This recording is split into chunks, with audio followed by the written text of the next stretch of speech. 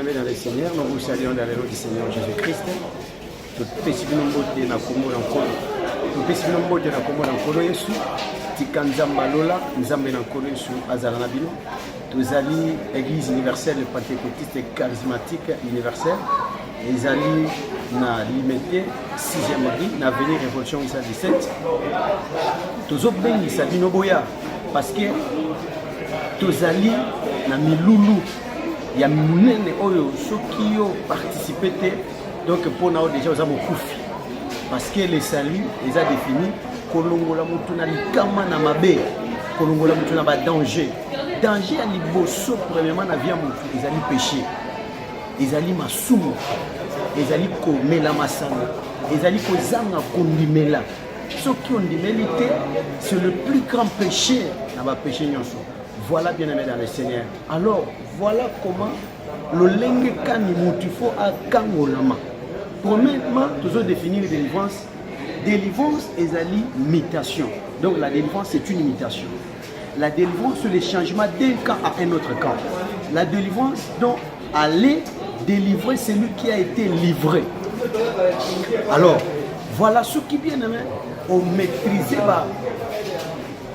makambo yote eza pasi pona kokota lola parce que lola wana to kokota kaka bolite pona kokota lola eza na cheminement eza na moyen ko ezali approprié pona mutu à respecter et puis pona mutu à respecter pas à la paix et pas ya mutu oya koki kolakisa lolenge kani okoki kozala okangolama.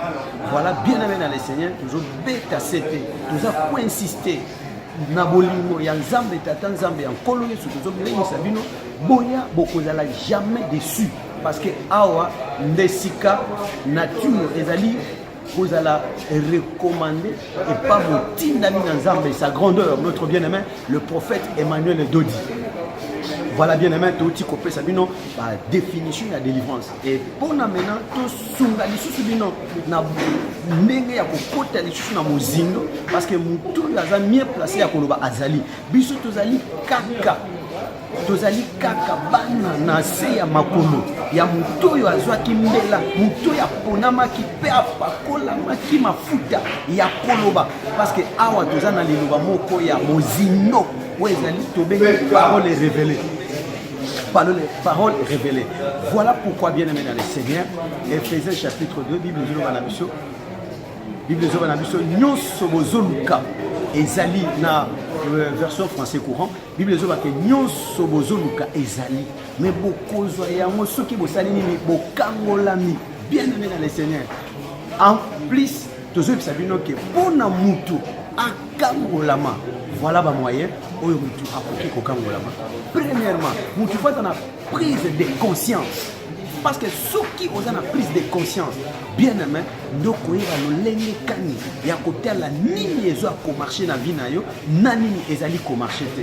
Mais ceux qui ont la prise de conscience te, ils a pas si pona yo. Wana ezali moyen liboso pona mutu akangolama. Parce que délivrance c'est la totale et parfaite. Délivrance tout courte parce que délivrance c'est tout court et ça délivrance moko et connaître totalité na yango te et tikali na biloko musukati na yango. Voilà, bien aimé dans le Seigneur, c'est vrai au cause de la uzana ba connaissance na yo d'après yo au cause de la expérience no d'après yo mais yaka bien aimé au cause de la jamais de si toujours bengisa yo na kimia na bolingo ya nzambe tata oya yo moko oya ko vivre.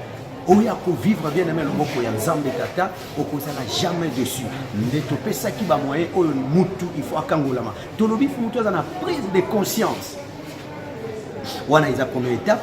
Deuxième étape, mutu faut na capacité ya koyeba ko sambela parce que ça na batu mususu azoye pa na nzambe à tout prix ali nzamba pesa yeba apesa ye solution. Oui, nzamba koki koboya ko pesa mutu solution te. Pourquoi? Parce que ba oyo ba ya ke pa ina ye ce qui déjà ça na prise de conscience solution est disponible pour naïe mais hélas là et si kabatu ba ya ke pa na nzambe mais bazoko kota na ko na bilaka na bango te. Pour la raison ça là mutoye pa na nzambe azana capacité te ya ko reconnaître passé na ye nini asalaki. Peut-être longola bazemi, peut-être yiba bongo ya batu, peut-être o détruisa entreprise ya batu, mais tango ye pa na nzambe ozana posa ya mbongo, mais zana mbongo ya batu kima na yango otikala ko tubela te. Ozana basi longola bazemi, oza simba bakisi, mais olobela biloko nyonso na te, mais à tout prix ozo ya kaka omona miracle. Non, il faut premièrement koyeba ko confesser. Ya on est il faut kozala na prise de conscience et kozala na capacité ya osanini ya kosambela. Voilà mutu nyonso aza censé ya koyeba kosambela yaka bien aimé awa kozala jamais déci kosambela ya malamu ezali kosambela pe ya mabe ezali nayebi ke soki oye nana aza autorisé ya koloba te il y a une bouche oyo ezali autorisé ya koloba soki oye bien aimé okozala jamais déci. Nous te présentons le Seigneur Jésus, c'est lui qui a donné sa vie à la croix pour sauver l'humanité. Yaka bien aimé, tu ne seras jamais déçu.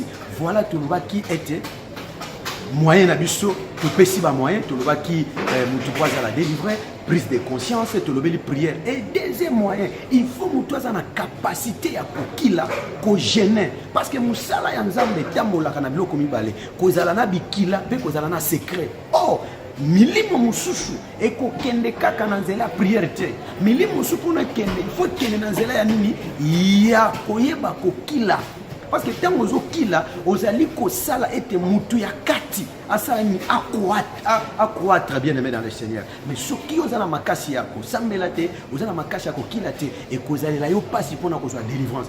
Or l'église oyo kozala ozali to bisika yo kozala ozwami soki siko ozali bate ya kayo délivrance te bien-aimé aux âmes koufi et na quatre églises on a ceux qui va croire kana onction te na molimo mo centre te mon frère ma sœur quel que soit ba titre na yo ba grade na yo et kokota ololate yaka bien-aimé dans le Seigneur yaka okozala jamais de cité tozo bengisa yo na bolimo ya nkolo Yesu parce que et si kabola moezali toko kanga mon côté et toko ki ko se terre yaka bien-aimé tu ne seras jamais déçu to yebi na mboka oyo mutu moko alobi si ton Dieu est mort et c'est maintenant ko biso ke yo bien-aimé soki koto zali batu balemba côté ya yo salut vie éternelle viens chez nous au ministère des affranchis tu ne seras jamais déçu. Oui bien-aimé dans le Seigneur toujours pour rappeler adresse Nabiso, tolobi que église et joami na limité na 6e rue sur l'avenir Révolution 817. Tolobi na yo était église et joami na kombo ya église universelle et pentecôtiste et charismatique. Yaka bien-aimé, les ministère des affranchis. Vraiment de tout cœur, tout sengi na yo. Yaka, tu ne seras jamais déçu. Nous vous aimons dans le nom du Seigneur Jésus-Christ. Bien-aimé, à Tabisco, Koyo Kabiso, Ezana Mikili, Ezala Wapi.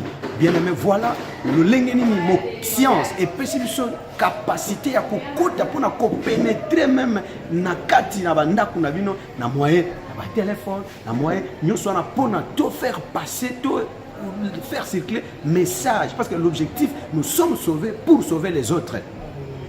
Voilà tout possible mote na kombo na nkolo Yesu. Nous vous aimons et sans oublier notre la charmante maman Nicole de Casfeza. Vraiment tout possible beauté na kombo na nkolo Yesu. Bye bye.